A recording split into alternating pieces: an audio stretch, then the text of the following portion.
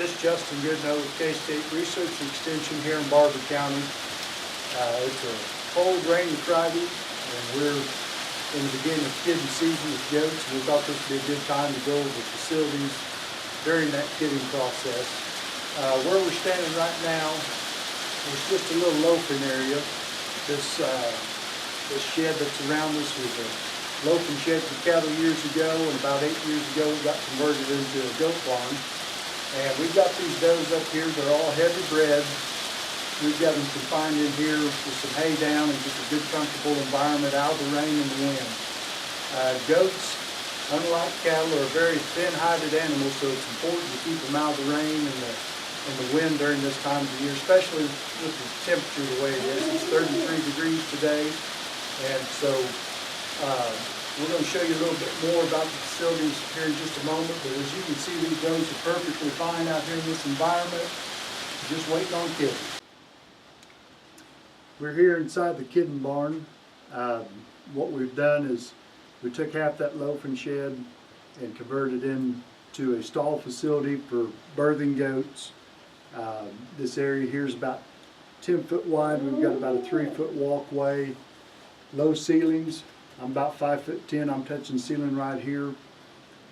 This area has individual stalls for does that are fixing a kid. We've also got a little larger area in the back that if needed we can move multiple does in. All this is here is just extra framework to where if we need to build additional stalls, we're ready to go. When we're looking at our individual stalls here, we've got an area of about 6 foot by 7 foot. We've got a doe that we've moved in that'll be kidding here before too long. We gave her access to some hay and some fresh water. The light that you see in there is not a heat lamp. Inside this facility right now, we're at 45 degrees, which is about 12 degrees warmer than outside.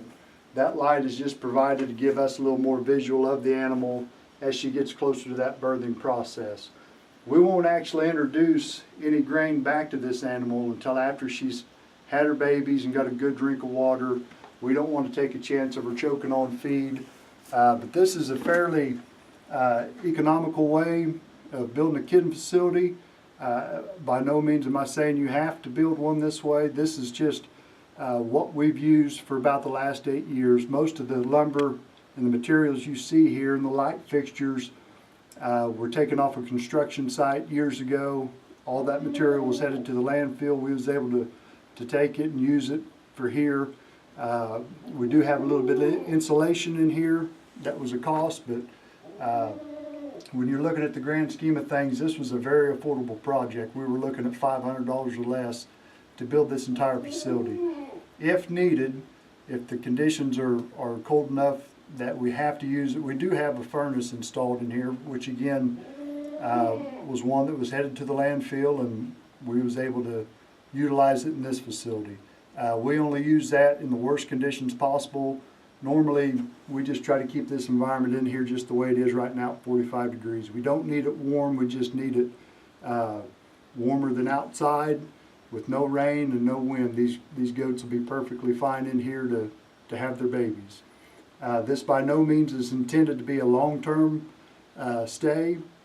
Once these goats have had their babies and the babies get up and going, we will move them outside, and outside we do have a warming box available for kids if they need to get in and out of the elements.